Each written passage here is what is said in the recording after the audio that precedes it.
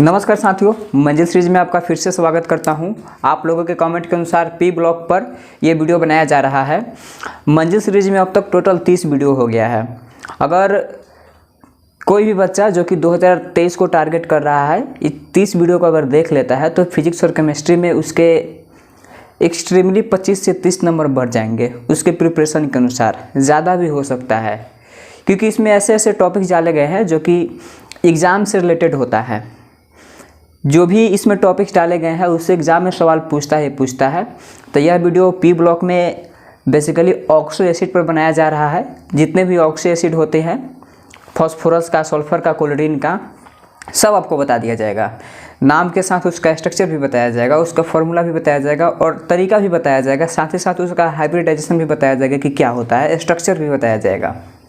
तो पेन और कॉपी ले लीजिए, काफ़ी इंपॉर्टेंट है ऑक्सो एसिड। हर साल इससे सवाल पूछता है। जैसे कि आप ओलियम का फॉर्मूला याद करते हैं, ओलियम का फॉर्मूला काफ़ी पॉपुलर है। ओलियम जो कि सल्फर का एक ऑक्सो एसिड होता है, उसके बारे में हम चर्चा करेंगे। ओलियम के अलावा और भी होते हैं जो कि परीक्षा में पूछे जाते हैं। तो आइए हेडिंग डालते हैं। सबसे पहले हम फॉस्फोरस की बात करेंगे, तो लिखिए oxo acids of phosphorus.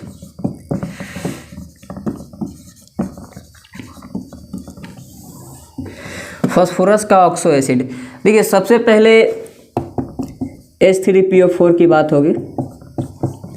H3PO4 इसको ऑर्थोफॉस्फोरिक एसिड कहा जाता है। लिखना है आपको ऑर्थोफॉस्फोरिक एसिड। अब ऑर्थोफॉस्फोरिक एसिड का स्ट्रक्चर बनाना है। स्ट्रक्चर बनाने के लिए आपको हाइब्रिडाइजेशन निकालने आना चाहिए, और हाइब्रिडेशन बराबर होता है, इसमें अब THO लिखा जाएगा, टोटल हाइब्रिड ऑर्बिटल 1/2, और number of valence electron in central metal atom या सेंट्रल एटम।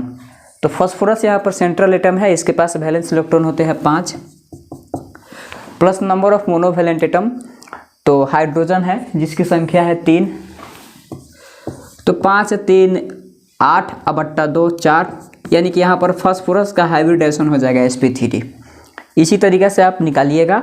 अब मैं डायरेक्ट स्ट्रक्चर लिख दिया करूँगा। तो ये तरीका होता है निकालने का हाइब्रिडाइजेशन। इसके अलावा सिग्मा प्लस लोन पेयर से भी इसका हाइब्रिडाइजेशन कैलकुलेट किया जा सकता है। तो इसका जो स्ट्रक्चर होता है फास्फोरस, और फास्फोरस के पास हम जानते हैं कि देखिए जब sp3 हो गया तो ये तो बात फिक्स है कि टेट्राहेड्रल स्ट्रक्चर होगा, उसके आधार पर भी बनाया जा सकता है। लेकिन बहुत ऐसे बच्चे होते हैं जिनको sp3 हाइब्रिडेशन निकालने नहीं आता है, लेकिन सवाल में अगर पूछ देता है तो उसका स्ट्रक्चर कैसे बनाया जाए, तो फास्फोरस है और फास्फोरस के पास 5 बॉन्ड बनाने की क्षमता होती है, और यहाँ पर ऑक्सीजन 4 है। तो और स्ट्रक्चर भी टेट्राहेड्रल ही रखना है, तो यही पॉसिबल है। 2 ऑक्सीजन हो गया, और यहाँ पर 1 2 3, और ये जो शेप है ये टेट्राहेड्रल के जैसा है। तो फास्फोरस का 1 2 3 4 5 बॉन्ड भी कंप्लीट हो गया, और 1 ऑक्सीजन भी कंप्लीट हो गया, बच गया 3। तो यहाँ पर आ जाएगा O, यहाँ पर आ जाएगा O, यहाँ पर आ जाएगा O, इसके साथ H, इसके साथ H, इसके साथ H। तो H3PO4 यही हो गया, और इसी को कहा जाता है ऑर्थोफॉस्फोरिक एसिड। तो आई होप ये आपको समझ में आ गया होगा। यहाँ से P का हाइब्रिडेशन क्या हो जाएगा, sp3। जैसे कि सिग्मा बॉन्ड है, सिग्मा बॉन्ड है, सिग्मा बॉन्ड, यहाँ सिग्मा, यहाँ पाई, और सिग्मा प्लस लोन पेयर जितना होता है उसके अनुसार भी हाइब्रिडेशन कैलकुलेट किया जा सकता है। तो यहाँ पर सिग्मा बॉन्ड है 4, इसके पास लोन पेयर नहीं है, तो 4 और 4 के लिए होता है हाइब्रिडेशन sp3। जैसे आपकी मर्जी वैसे आप इसका हाइब्रिडेशन कैलकुलेट किए। मैं तो आपको यही रिकमेंड करूँगा कि अगर फार्मूला दे दिया है उसके बाद हाइब्रिडेशन निकालना है तब आप THO लिखिए। अगर स्ट्रक्चर दे दिया है उसके बाद हाइब्रिडेशन निकालना है तब वहाँ पर आप सिग्मा और लोन पेयर को कैलकुलेट कर लीजिए। चलिए दूसरा देखते हैं। इसका नाम H3PO3 है, इसका फॉर्मूला H3PO3। इसको कहा जाता है ऑर्थोफॉस्फोरस एसिड, बस इक के जगह पर अस आ गया है, ऑर्थोफॉस्फोरस एसिड। अब अगर इसका स्ट्रक्चर लिखिएगा तो इसका भी THO निकालिएगा तो हाइब्रिडेशन sp3 ही होगा। इसका स्ट्रक्चर आपको इस तरीक़े से मिल जाएगा, P डबल बॉन्ड O, और इसमें ऑक्सीजन की संख्या 3 है, तो यहाँ पर एक OH, यहाँ पर एक OH, और यहाँ पर आ जाता है हाइड्रोजन। तो तो इसी को कहा जाता है ऑर्थोफॉस्फोरस एसिड, जिसका हाइब्रिडेशन हो जाता है sp3। इसके बाद तीसरे नंबर पर जो आता है, इसका फॉर्मूला होता है H3PO2। H3PO2 को कहा जाता है हाइपोफॉस्फोरस एसिड, हाइपोफॉस्फोरस एसिड। अगर इसका स्ट्रक्चर बनाइएगा तो उसी के जैसा बनेगा, बस एक का अगर हाइब्रिडेशन मालूम हो गया तो यही खासियत होता है, बाकी सबका स्ट्रक्चर अपने आप बनते चला जाता है। P डबल बॉन्ड O और इसमें ऑक्सीजन 2 है तो यहाँ पर आ जाएगा OH। इसी को कहा जाता है हाइपोफॉस्फोरस एसिड, इसका भी हाइब्रिडेशन होता है sp3। अब इसमें बड़ा ही इंपॉर्टेंट चीज़ होता है जिसका नाम होता है बेसिसिटी। अब ज़रा इसमें देखते हैं कि इसका बेसिसिटी कितना है, फिर इसका बेसिसिटी कितना है और इसका बेसिसिटी कितना है। बेसिसिटी काफ़ी पॉपुलर सवाल है, जो कि हर साल चाहे सेंटअप का परीक्षा हो चाहे फाइनल परीक्षा हो, हर साल 1-2 साल के इंटरवल पर ये सवाल पूछते रहता है, कंटिन्यू पूछता है। आप क्वेश्चन बैंक उठा कर देखिएगा तो केवल बेसिसिटी पर अभी तक करीब 30-40 सवाल पूछ दिए गए होंगे। तो बेसिसिटी का मतलब होता है कि इसके पास कितना OH आयन है। एक्चुअल में इसको भास्मिकता कहते हैं या क्षारीयता कहते हैं। अब जिसके पास जितना OH रहता है उसका बेसिसिटी उतना ही होता है। तो इसके पास 1 2 3 तो इसका बेसिसिटी हो जाएगा 3। इसके पास OH आयन 2 है तो इसका बेसिसिटी का मान हो जाएगा 2। इसके पास OH आयन 1 है तो इसका बेसिसिटी का मान हो जाएगा n। तो जो हाइड्रोक्साइड आयन है वो डिसाइड करता है कि उसका बेसिसिटी कितना होगा। अगर किसी के पास एक हाइड्रोक्साइड आयन है तो उसको मोनोबेसिक कहा जाता है। अगर किसी के पास 2 हाइड्रोक्साइड आयन है तो उसको डायाबेसिक कहा जाता है। अगर किसी के पास 3 है तो उसको कहा जाता है ट्राइबेसिक, टेट्राबेसिक, पेंटाबेसिक, हेक्साबेसिक एंड सो ऑन। आपको समझ में आ गया होगा। तो इसका बेसिसिटी 3 है, यानी कि ये कैसा एसिड है, इसको कहा जाएगा ट्राइबेसिक। बहुत ही इम्पोर्टेंट है। इसको कहा जाएगा डायाबेसिक। और इसके बाद इसका बेसिसिटी 1 है, यानी तो इसको कहा जाएगा मोनोबेसिक। इसको आप स्क्रीनशॉट ले लीजिए, बहुत ही इम्पोर्टेंट टॉपिक है।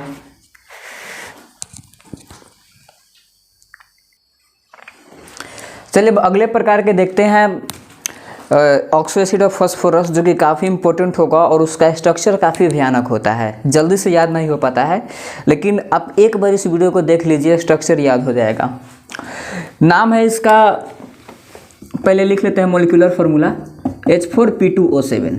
काफ़ी पॉपुलर है H4P2O7, क्योंकि अक्सर बच्चे H3PO4 और H3PO3 H3PO2 में ही फंस जाते हैं, क्योंकि उनका नाम हो जाता है ऑर्थोफॉस्फोरिक, ऑर्थोफॉस्फोरस, हाइपोफॉस्फोरस, जिसकी वजह से काफ़ी प्रॉब्लम होता है याद करना। बट अगर ढंग से पढ़ा जाए और बार बार रिवाइज किया जाए तो ये चीज़ आपको नहीं भूलना पड़ेगा। बस H4P2O7 है, फॉर्मूला आप याद कर लीजिए। इसका नाम होता है ऑर्थोफॉस्फोरिक एसिड, हो गया कंप्लीट। उसके बाद ऑर्थोफॉस्फोरस एसिड भी कंप्लीट हो चुका है और हाइपो वाला भी कंप्लीट हो चुका है, तो इसका नाम हो जाएगा पायरोफॉस्फोरिक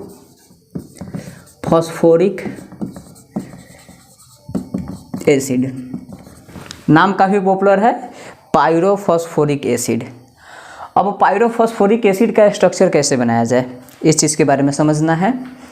तो जो पायरोफॉस्फोरिक एसिड होता है, यहाँ पर आपको एक फास्फोरस लेना है और यहाँ पर एक फास्फोरस लेना है। बस कंसेप्ट को समझिए, 2 फास्फोरस है और बीच में यहाँ पर एक ऑक्सीजन ले लीजिए और इसका एक बॉन्ड बना लीजिए।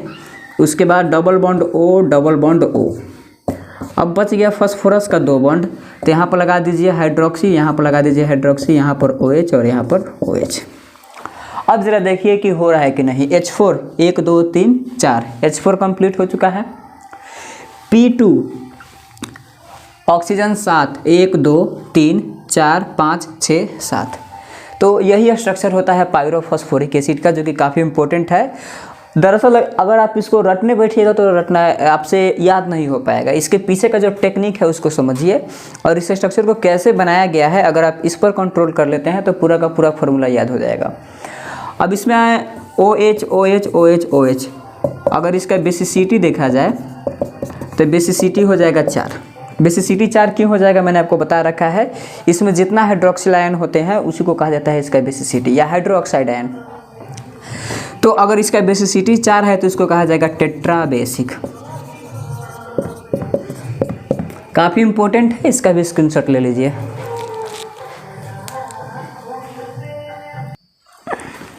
चलिए अब फास्फोरस के ऑक्सो एसिड को समाप्त करने के बाद अब हम लोग जानते हैं कि सल्फर का ऑक्सो एसिड का स्ट्रक्चर कैसा होता है, उसका फॉर्मूला कैसा होता है। तो मात्र 4 प्रकार के सल्फर के ऑक्सो एसिड पाए जाते हैं जो कि काफ़ी इंपॉर्टेंट है।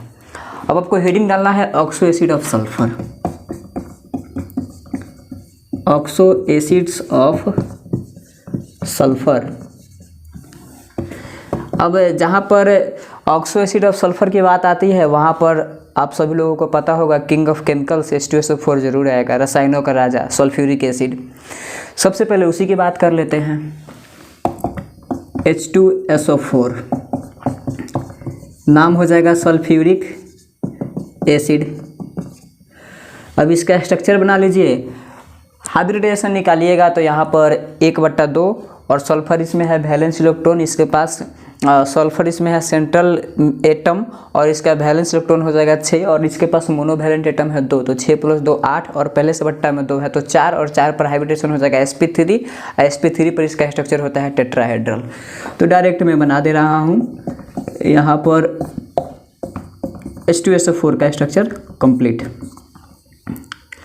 H2SO4 H2 नो गलत हो गया, ऐसे स्ट्रक्चर नहीं हो पाएगा।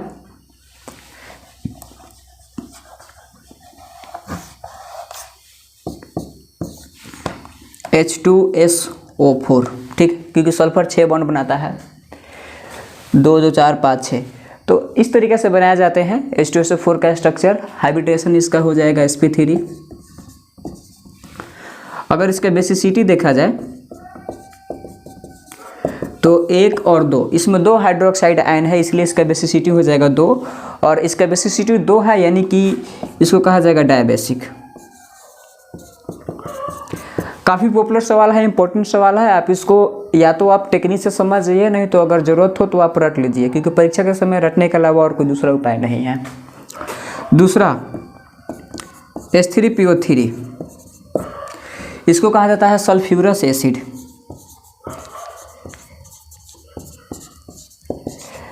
सॉरी H2SO4 है तो इसको H2SO3 क्योंकि H3PO3 अभी तुरंत आया है फास्फोरस वाला जो कि मैंने कवर कर दिया है। H2SO4 के बाद H2SO3 आ जाएगा, इसको कहा जाता है सल्फ्यूरस एसिड।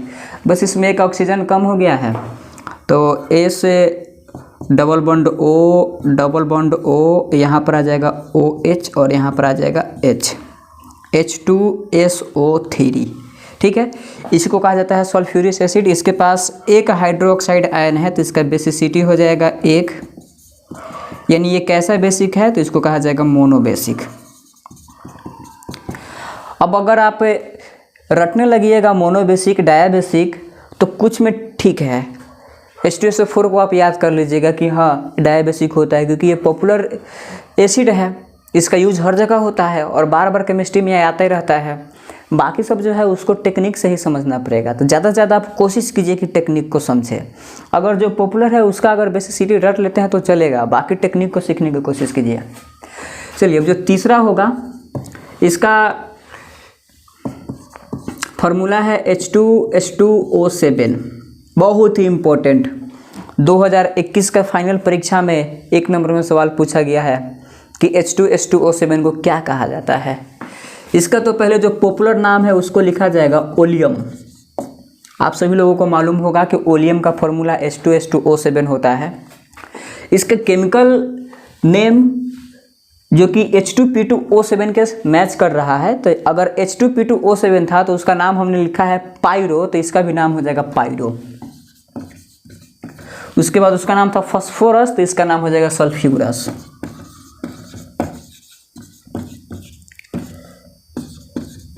तो ओलियम का नाम होता है पायरोसल्फ्यूरस एसिड। ये सवाल भी कितना बार पूछ चुका है और ओलियम का फॉर्मूला तो काफ़ी इंपॉर्टेंट है। बस इसमें यहाँ पर सल्फर और यहाँ पर ऑक्सीजन इसके साथ बॉन्ड बनाएगा, डबल बॉन्ड O। सल्फर का बॉन्ड कंप्लीट हो चुका है और यहाँ पर डबल बॉन्ड O और यहाँ भी डबल बॉन्ड O, यहाँ पर आ जाएगा OH, फिर यहाँ पर आ जाएगा OH। Hydrogen 1 2, sulphur 1 2, oxygen 7 1 2 3 4 5 6 7। इसको कहा जाता है ओलियम। और ओलियम का स्ट्रक्चर काफ़ी इंपॉर्टेंट है आपके लिए 2 नंबर और 5 नंबर के सवाल के पॉइंट ऑफ व्यू से। तो इसमें हाइब्रिडाइजेशन देखा जाए तो सिग्मा है, पाई है, सिग्मा पाई सिग्मा सिग्मा 1 2 3 4। इसमें 4 सिग्मा बॉन्ड है तो इसका हाइब्रिडेशन हो जाएगा sp3। एज यूजुअल मैंने आपको शुरुआत में ही बता दिया था कि एक का अगर हाइब्रिडेशन कैलकुलेट कर लेते हैं तो बाकी सब वही मेंटेन होते चला जाता है और स्ट्रक्चर अपने आप बनते चला जाता है। इसमें हाइड्रोक्साइड की संख्या 2 है, 1 2 आई थिंक सही है, 2 4 5 ठीक है। तो इसका बेसिसिटी हो जाएगा 2। अब बेसिसिटी 2 हो जाएगा तो इसको कहा जाएगा डायबेसिक। इसके अलावा जो चौथा है जिसको कहा जाता है H2H2O8, H2H2O7, इसके बाद आ गया है H2H2O8। अब इसका जो नाम है वो काफ़ी पॉपुलर नाम है, जिसको अगर आप जानते हैं तो वीडियो को पॉज करके तुरंत कमेंट बॉक्स में मेंशन कर लीजिए। इसको कहा जाता है मार्शल एसिड। मार्शल एसिड काफ़ी इम्पोर्टेंट एसिड है। ओलियम और मार्शल एसिड दोनों परीक्षा में काफ़ी बार पूछे जा चुके हैं और भी पूछने की संभावना रहती है। अब मार्शल एसिड का अगर देखा जाए रासायनिक नाम ओलियम का जैसे होता है पायरोसल्फ्यूरस, उसी तरह से तो इसमें होता है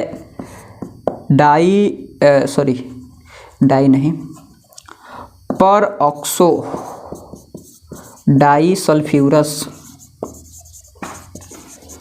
एसिड। इसका स्ट्रक्चर बस ओलियम के जैसा होता है। अगर आपको ओलियम का स्ट्रक्चर याद है तो समझिए कि इसका भी स्ट्रक्चर याद है।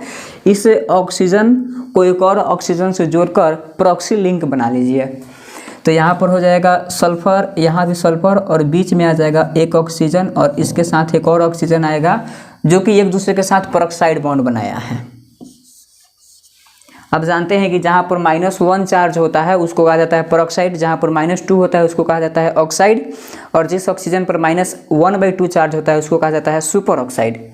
बाकी सब सेम होगा। S डबल बॉन्ड O, इसके साथ आ जाएगा OH, इसके साथ आ गया डबल बॉन्ड, इसके साथ आ गया डबल बॉन्ड और इसके साथ आ गया OH। देखिए सल्फर का 1 2 3 4 5 6 बॉन्ड कंप्लीट है। तो इसी को कहा जाता है मार्शल एसिड। काफ़ी पॉपुलर है मार्शल एसिड।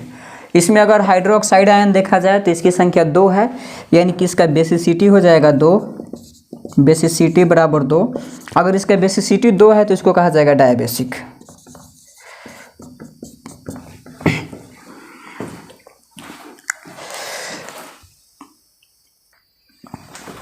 तो चलिए अभी तक हम लोगों ने फास्फोरस और सल्फर के ऑक्सो एसिड के बारे में चर्चा कर लिया है। जितना भी बातें थे मैंने आपको बता दिया है। उस पर आप ऑक्सीडेशन नंबर भी निकाल सकते हैं, वो दूसरी बात है। अब देखते हैं क्लोरीन, फ्लोरीन, ब्रोमीन, आयोडीन, यानी कि जो हैलोजन होते हैं उनके ऑक्सो एसिड को कैसे लिखते हैं, उनका नाम कैसे याद करते हैं, उनका स्ट्रक्चर कितना इंपॉर्टेंट है। चलिए आपको हेडिंग डालना है ऑक्सो एसिड ऑफ क्लोरीन।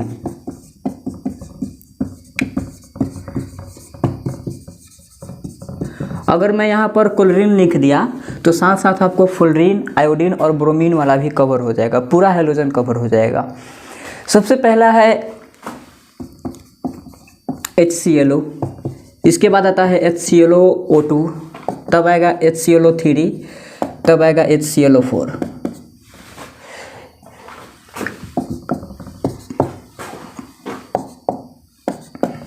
अब ये काफ़ी पॉपुलर आपको एसिड मिलेंगे। क्लोरीन के साथ आयोडीन भी आ सकता है। आयोडीन रहता है तो HiO4, HiO2, HiO3, HiO4 इस प्रकार से लिखे जाते हैं, जो कि कहीं ना कहीं आपको ज़रूर मिला होगा।